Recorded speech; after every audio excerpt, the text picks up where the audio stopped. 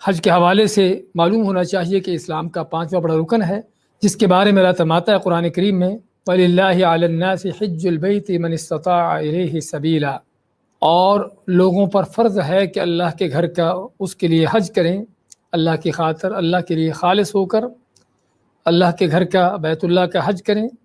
من استطاع الیہ سبیلا، جو اس گھر میں جانے کی استطاعت رکھتا ہو، طاقت رکھتا ہو۔ ومن کفر فإن اللہ غنی عن العالمین، اور جو انکار کرتا ہے تو اللہ تعالیٰ پھر بے پرواہ ہے جہانوں سے۔ اس آیت میں دو بڑی چیزوں کا بیان ہوا، بلکہ تین بڑی چیزوں کا بیان ہوا ہے۔ ایک تو اس بات کا بیان کہ حج جو ہے فرض ہے، وَلِلَّهِ عَلَى النَّاسِ، عَلَى النَّاسِ کا معنی لوگوں پر فرض ہے اللہ کے لیے اس کے گھر کا حج کرنا۔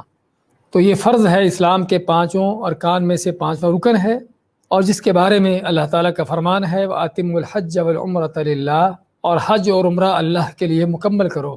اور نبی کریم صلی اللہ علیہ وسلم نے اسلام کے پانچ ارکان بیان کرتے ہوئے فرمایا بنی الاسلام علی خمس، کہ اسلام کی بنیاد پانچ چیزوں پر ہے۔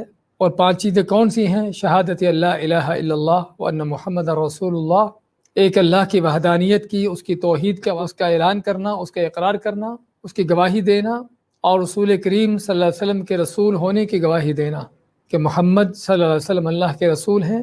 اقام الصلاۃ، اور نماز قائم کرنا، و ایتاء الزکوٰۃ، زکوٰۃ دینا، اور صوم رمضان، اور رمضان کے روزے رکھنا، وحج البیت من استطاع الیہ سبیلا، اور اللہ کے گھر کا حج کرنا جو اس کی استطاعت رکھتا ہو۔